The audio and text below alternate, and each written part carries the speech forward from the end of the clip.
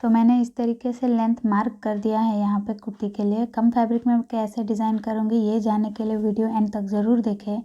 तो hello friends, मेरा नाम है मधु और आप सबका स्वागत है मेरे चैनल सनशाइन बाय मधु में। तो चलिए वीडियो स्टार्ट करते हैं। यहाँ पे मैं आ गई हूँ रेंगते हुए। मुझे कुर्ती के लिए जो भी मेज़रमेंट चाहिए मैंने इस तरीके से एक पेपर पे लिख लिया है और कपड़े को यूँ फोल्ड करके बिछा लिया है। और कपड़े का जो विड्थ है वो हिप का चौथा हिस्सा और थोड़ा 1.5 या 2 इंच एक्स्ट्रा है। ये मेज़रमेंट आपको कैसे निकालना है आगे वीडियो में समझ में आ जाएगा। तो सबसे पहले मैं यहाँ पे शोल्डर का मार्किंग कर लेती हूँ, जो कि हमारा शोल्डर है 14 divided by 2 is equal to 7 inch. उसके 0.75 इंच शोल्डर डाउन किया है। यहाँ से मैंने फिर 7 इंच ले लिया है जो हमारा आर्म होल राउंड है उसके लिए। और इस तरीके से अब मैं सीधे से एक लाइन टान दूँगी। नेक विड्थ है यहाँ पे 3 इंच और नेक डेप्थ है यहाँ पे 1.5 इंच। बैक पोर्शन बना रही हूँ तो ज़्यादा डीप नहीं दूंगी। और यहाँ पे मैंने राउंड बना लिया है नेक के लिए। तो जो भी अब सीधे वाले मेजरमेंट्स है वो मैं इस तरीके से मार्क करूँगी। और जो हमारा ये आर्म होल वाला लाइन है वहीं पे हमारा चेस्ट का मेजरमेंट आएगा। उसके बाद हमारा बस्ट मेजरमेंट 10 इंच पे, हमारा वेस्ट 13.5 इंच पे और हमारा हिप का मेजरमेंट 18.5 इंच पे। तो इस तरीके से स्केल की मदद से मैं सीधी सीधी लाइनें टान दूँगी।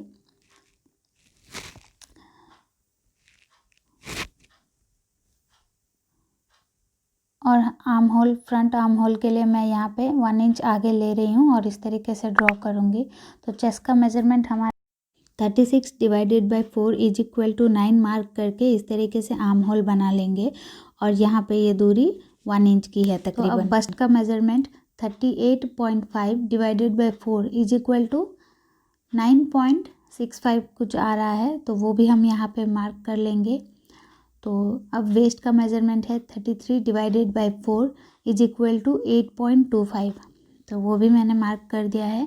अब हमारा हिप का मेजरमेंट है 41 divided by 4 is equal to 10.25 inch. और यहाँ पे मैं 1.5 इंच एक्स्ट्रा स्टिचिंग मार्जिन के लिए ले लूँगी, लेकिन जो हमारा हिप का मेजरमेंट है वहाँ पे हम 1 इंच ही एक्स्ट्रा लेंगे। और नीचे के घेरे के लिए जो हमारा हिप का मेजरमेंट है उससे 0.75 इंच या हाफ इंच एक्स्ट्रा हम मार्क कर लेंगे। तो मैं नीचे की तरफ भी मार्क कर लूँगी अभी।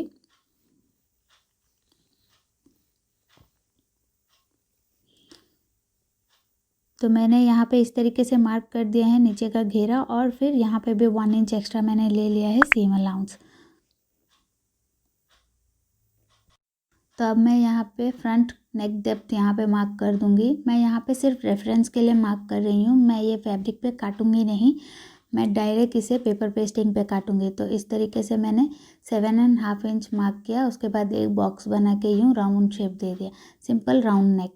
तो अब मैं ये कर्व स्केल की मदद से इस तरीके से ये मार्किंग कर लूँगी जो भी हमारा मेजरमेंट्स है। तो आप देख लीजिए मैं कैसे कर रही हूँ। और कोशिश करें कि जो यहाँ पे इस तरीके से आएगा वहाँ पे ज़्यादा कॉर्नर्स ना फॉर्म हो।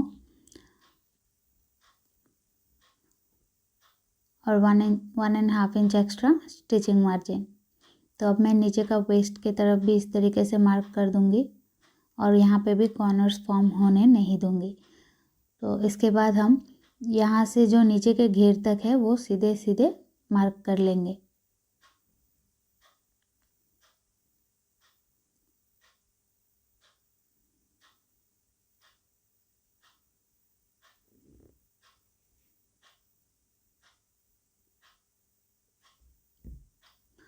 तो अब हमारा मार्किंग हो चुका है, तो अब मैं कटिंग कर लेती हूँ यहाँ पे।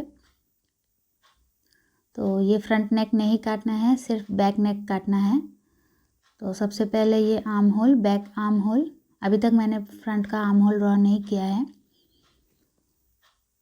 तो ये बैक आर्म होल काटेंगे इस तरीके से।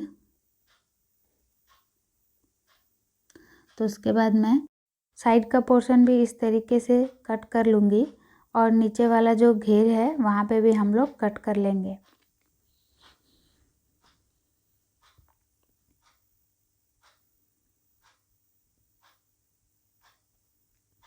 तो कट होने के बाद बैक पोर्शन कुछ ऐसा लग रहा है। अब इसे बिछा के मैं फ्रंट वाला पोर्शन कट करूँगी। तो ये मैंने बिछा लिया है। आप देख सकते हैं यहाँ पे फ्रंट के लिए लेंथ मुझे कम हो रहा है, तो मैंने इसीलिए बैक का ज़्यादा लिया था और फ्रंट में कमा दिया है, क्योंकि यहाँ पे मैं डिज़ाइन करूँगी। तो इस तरीके से बिछा लेंगे हम। तो बिछाने के बाद अब मैं इसी की मदद से ये काट लूँगी, लेकिन उससे पहले मैं ये घड़घड़ी की हेल्प से यहाँ पे मार्किंग कर लूँगी ताकि जो ऊपर का निशान है वो सब नीचे आ जाए। तो पहले मैंने यहाँ पे फ्रंट का आर्म होल मार्क किया है, तो अब मैं इसे काट लेती हूँ। तो यहाँ पे मैंने जो बैक का नेक है वो भी काट लिया है, और अब मैं पहले यहाँ पे कट कर लेती हूँ इसे। जो हमारा बैक पोर्शन है उसके अकॉर्डिंग कट कर लेते हैं फ्रंट पोर्शन। और नीचे आप देख सकते हैं लेंथ में काफ़ी कमी आई है, तो मैं आगे करूँगी इसका कुछ। तो ये मैंने काट लिया है।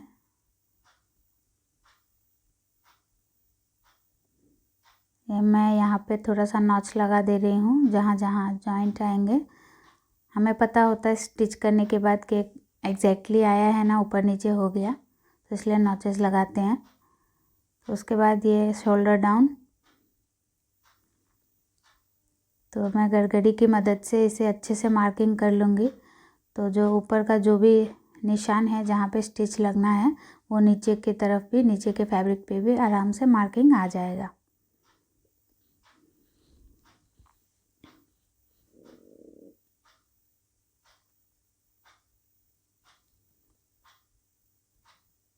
तो अब मैं अलग कर लेती हूँ दोनों पोर्शंस को।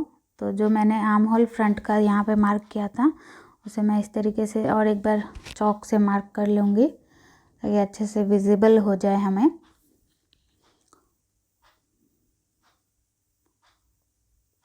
होने के बाद अब मैं फ्रंट का आर्म होल काट लूँगी।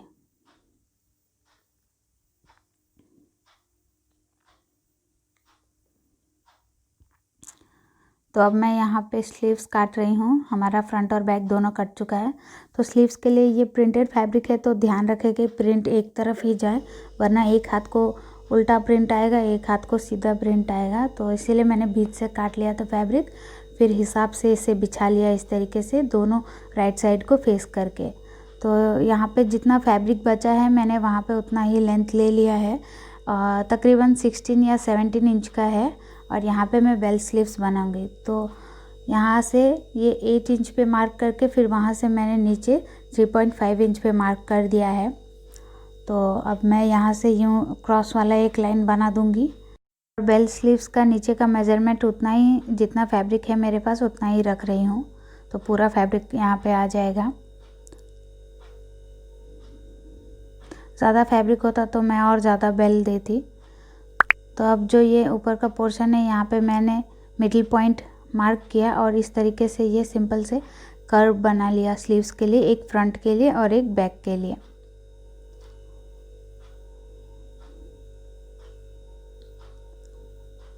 और ये कर्व स्केल की मदद से इस तरीके से स्लीव को हम ड्रॉ कर लेंगे।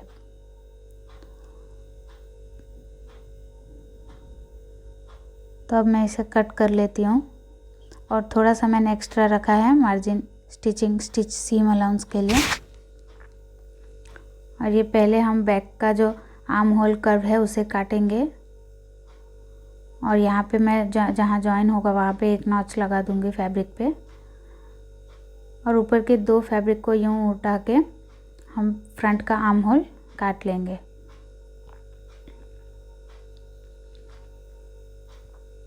तो इसी के साथ हमारा कटिंग कंप्लीट हुआ। अब स्टिचिंग करते हैं।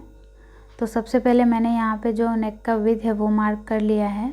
मिडिल पॉइंट से यहाँ से 3 और यहाँ से 3 नेक का विड्थ, तो टोटल 6 इंच। तो उसके बाद यहाँ पे मैंने जो नेक का डेप्थ है 7.5 इंच वो मैंने मार्क किया है, क्योंकि मैं यहाँ पे गोटा पट्टी वाला डिज़ाइन बनाऊंगी तो उससे उस लाइन के ऊपर बनाऊंगी, ताकि जब हम नेक यहाँ पे पेपर पेस्टिंग लगाएंगे तो वो अंदर दब जाएगा और फिनिशिंग हो जाएगा। और जहाँ तक मुझे गोटा पट्टी चाहिए मैंने वो भी मार्क कर लिया यहाँ पे। तो इस तरीके से मैंने बना लिया है। मैंने पहले भी एक ब्लाउज़ के वीडियो में मैंने दिखाया था किड्स वाला ब्लाउज़, तो इसीलिए मैं यहाँ पे नहीं दिखा रही हूँ, तो आप वहाँ से देख लें। तो अब मैंने यहाँ पे पेपर पेस्टिंग ले लिया है और इस तरीके से फोल्ड करके मैं यहाँ पे नेक विड्थ और उससे 1 इंच एक्स्ट्रा मार्क करूँगी। तो यहाँ से हमारा जो थोड़ा ऊबड़ खाबड़ था वहाँ पे मैंने सीधा लाइन टान दिया है। तो यहाँ से हम अपना नेक डेप्थ जो है वो 7.5 इंच मार्क करेंगे। उसके बाद यूँ बॉक्स फॉर्म बना के हम स्क्वायर बना लेंगे बॉक्स वाला। तो मैं सिंपल राउंड नेक दे रही हूँ, आप चाहे आप अपना मर्ज़ी से दे सकते हैं। तो इस तरीके से मैंने मार्क करके और 1 इंच एक्स्ट्रा करके हम पूरा राउंड नेक पे इस तरीके से मार्क कर लेंगे। तो अब मैं इसे कट कर लूँगी मार्क करने के बाद।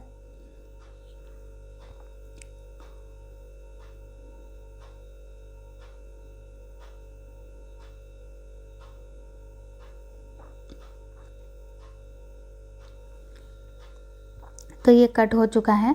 अब मैं इसे घुमा के जो मार्किंग दिख रहा है उसके मदद से मैं बैक साइड में भी इस तरीके से मार्क कर लूँगी, हमें पता चलेगा कहाँ पे स्टिच लगाना है। तो अब मैं इसे आयरन की मदद से फैब्रिक पे चिपका लूँगी। तो मैंने इस तरीके से चिपका के यहाँ पे थोड़ा सा एक्स्ट्रा फैब्रिक रख के काट दिया है और मैंने स्टिच भी लगा लिया है। अब जो हमारा फ्रंट वाला हिस्सा है वहाँ पे हम ये नेक अटैच करेंगे। तो इस तरीके से करेंगे और इसलिए मैंने गोटा पट्टी थोड़ा ऊपर से लगाया था ताकि वो अंदर सिलाई में दब जाए। तो यहाँ पे इस तरीके से पूरा सिलाई लगा लेंगे। तो सिलाई लगाने के बाद थोड़ा एक्स्ट्रा छोड़ के मैं यूँ कट कर ले रही हूँ।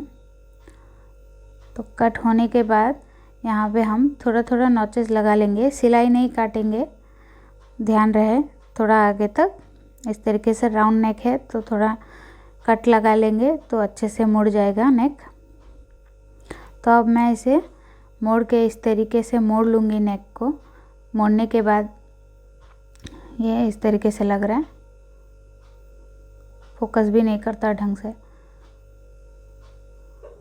हाँ, तो इस तरीके से मोड़ने के बाद मैं ऊपर से एक टॉप स्टिच लगा दूँगी नेक पे। तो फ्रंट नेक होने के बाद अब मैं यहाँ पे बैक नेक स्टिच करूँगी। बैक नेक सिंपल से हम लोग एक बियास की पट्टी या फिर बायस टेप भी बोलते हैं, वो हम स्टिच करेंगे। इस तरीके से फैब्रिक का क्रॉस वाला पट्टी काटेंगे, उसे ही हम बियास की पट्टी कहते हैं।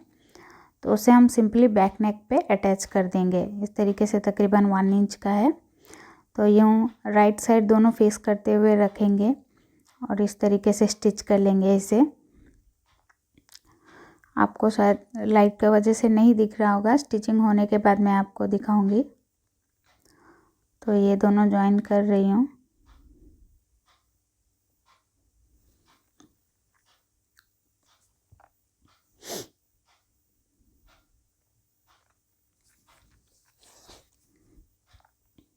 यहाँ पे मैंने इतना मार्जिन रखा है स्टिच का, 2 पैर के करीब।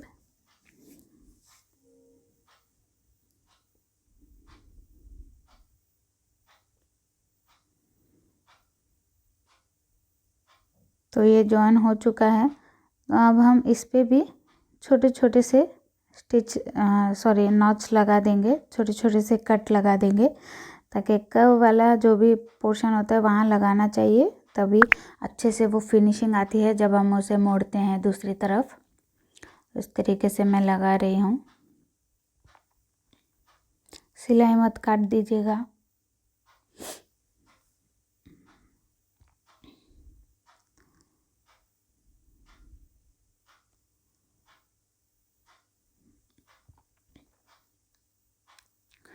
तो अब इसे हम इस तरीके से फोल्ड करेंगे।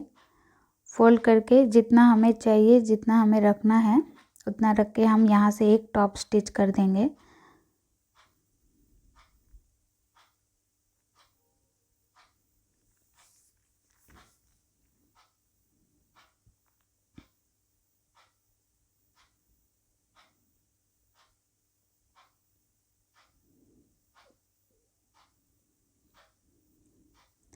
तो टॉप स्टिच होने के बाद जो भी एक्स्ट्रा है वो मैं पट्टी काट लूँगी, इस तरीके से उसे ट्रिम कर लूँगी। ट्रिम करने के बाद हम अब दोनों शोल्डर को जॉइन करेंगे, फ्रंट और बैक के शोल्डर को। तो इस तरीके से बिछा लेंगे, दोनों राइट साइड मिला लेंगे फ्रंट एंड बैक का। मिलाने के बाद इस तरीके से अच्छे से सिलाई के पास इधर सेट करेंगे और जो एक्स्ट्रा हमने फोल्ड करके रखा था वो इस तरीके से मोड़ के जॉइन लगा देंगे शोल्डर का। तो मैं हमेशा शोल्डर पे डबल स्टिच करती हूँ और सेफ्टी के लिए, तो आप भी वैसा करने से अच्छा होगा। इस तरीके से दोनों को सेट करके फिर मैं घुमा के इसी के साथ ही डबल स्टिच लगा लूँगी। तो दूसरे शोल्डर पे भी इसी तरीके से स्टिच लगा लेंगे हम। तो ये वाला इस तरीके से लग रहा है, तो मैंने टॉप स्टिच लगा दिया है उसको मोड़ने के बाद। तो यहाँ पे मैंने स्लीव्स पे बना दिया है, ये भी सिंपल सा वही पिन टक्स और गोटा पट्टी है। तो स्लीव्स अब हमारा जो सिंपल है, फ्रंट वाला स्लीव फ्रंट पोर्शन पे हम अटैच करेंगे इस तरीके से। तो यूँ बिछा लेंगे और दोनों फ्रंट को मिला के जो मिडिल पोर्शन है वहाँ से स्टार्ट करेंगे तो अच्छा फिनिशिंग आता है स्लीव्स में। तो इसे रखेंगे और 1/2 इंच का मार्जिन पे हम स्टिच कर लेंगे, स्लीव्स को अटैच कर लेंगे।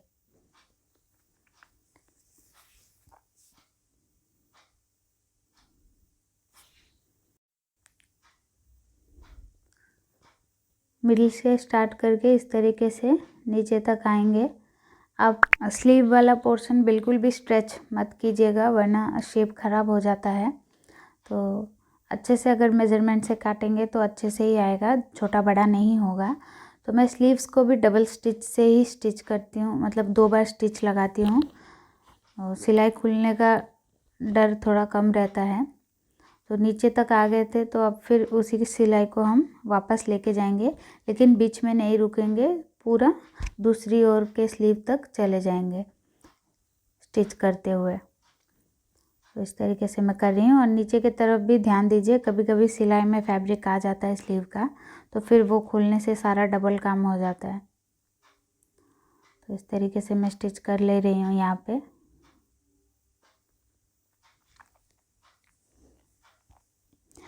तो ये मिल गया है एकदम, देखा एग्जैक्टली आ गया, छोटा बड़ा नहीं हुआ। तो यहाँ से आएंगे, फिर मशीन घुमाएंगे और जहाँ से हमने स्टार्ट किया था, यानी कि मिडिल पोर्शन से जहाँ पे शोल्डर जॉइन है, तो वहाँ तक जाके इसे रोक देंगे। तो ये हमारा स्लीव लग चुका है, हम दूसरा स्लीव भी इसी तरीके से अटैच कर लेंगे। तो कुछ इस तरीके से लग रहा है स्लीव अटैच होने के बाद। अब यहाँ पे हम स्टिच लगाएंगे, जो मार्किंग है वहाँ पे, लेकिन हिप वाले एरिया तक ही स्टिच लगाएंगे और जो नेक है वो हम हेमिंग कर लेंगे।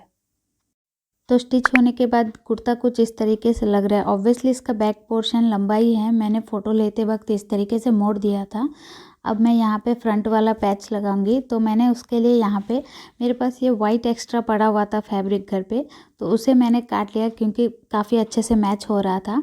और जो ये फैब्रिक है वो भी जॉइन है यहाँ पे, तो इसीलिए मैंने यहाँ सीधा सीधा, ताकि जॉइन पता नहीं चले, सीधा सीधा मैंने गोटा पट्टी लेस लगा के फिर उसके बाद ये वाइट वाला और ये पोर्शन दोनों को मैंने अटैच कर लिया है।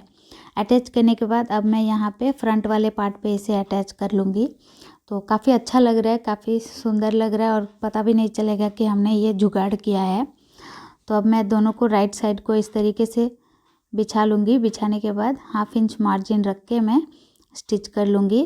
तो आपके पास भी कभी ऐसा हो प्रॉब्लम या कोई ज़रूरत पड़े, या फिर ज़रूरत ना भी पड़े, तो थोड़ा सा डिज़ाइन क्रिएटिविटी कर रहेंगे तो बहुत अच्छा लगेगा। तो इस तरीके से जॉइन होने के बाद ये मैं ऊपर से एक और टॉप स्टिच लगा दूँगी इसे।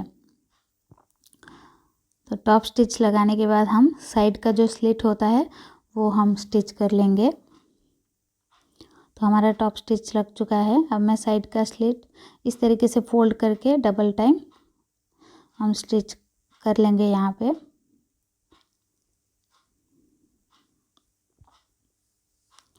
तो इसी तरीके से फोल्ड करते हुए पूरा, जहाँ पे हमारा जो हिप राउंड के लिए जहाँ पे हमने स्टिच रोका था वहाँ तक हम स्टिच करते हुए लेके जाएंगे।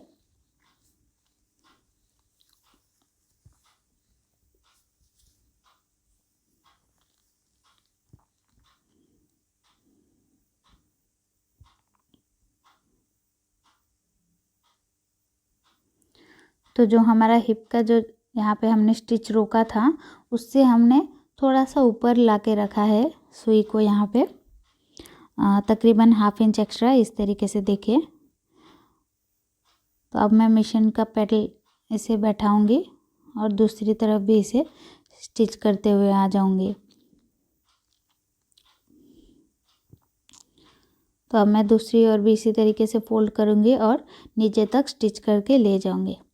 तो फ्रेंड्स अगर कोई कन्फ्यूजन है तो आप मुझे प्लीज़ कमेंट सेक्शन में कमेंट करके पूछ सकते हैं, आपको जो पूछना है।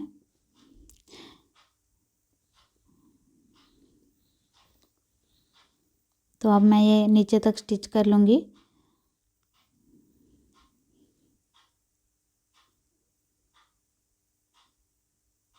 तो ये नीचे तक स्टिच हो चुका है। अब मैं ये जो साइड वाला हिस्सा है वहाँ पे भी एक बार स्टिच लगा दूँगी। तो ये मैं यहाँ तक आ गई हूँ। अब एकदम बीच वाले पॉइंट पे यहाँ से इस तरीके से सिलाई लाके वहाँ सुई को अटका देंगे, फिर पेडल को उठा के फिर घुमाएंगे, घुमा के फिर दूसरी ओर स्टिच लगाते हुए नीचे की ओर चले जाएंगे। तो एक साइड हो गया, तो दूसरे साइड पे भी मैं इसी तरीके से जो स्लिट है उसे स्टिच करके फिनिशिंग दे दूँगी। तो उसी के साथ हमारा कुर्ते का स्टिचिंग कंप्लीट होता है। तो आपको और आगे कैसा वीडियोस देखना है आप मुझे कमेंट सेक्शन में बता सकते हैं। मैं पूरी कोशिश करूँगी उस तरीके के वीडियोस बनाने के लिए। तो फ्रेंड्स यहाँ पे हमारा जो कुर्ते है वो बन चुका है, तो काफ़ी सुंदर लग रहा है। मैं अभी आगे आपको पहन के भी बताऊँगी। वीडियो अच्छा लगा तो इसे एक लाइक कीजिए, अपने फ्रेंड्स एंड फैमिली के साथ इस वीडियो को शेयर कीजिए और मेरे चैनल को सब्सक्राइब कीजिए and press that bell icon so whenever I upload a new video you will get notified सबसे पहले। तो फ्रेंड्स इस वीडियो के लिए बस इतना ही। मिलते हैं अगले हफ्ते एक और नए इंटरेस्टिंग वीडियो के साथ। तब तक के लिए बाय बाय।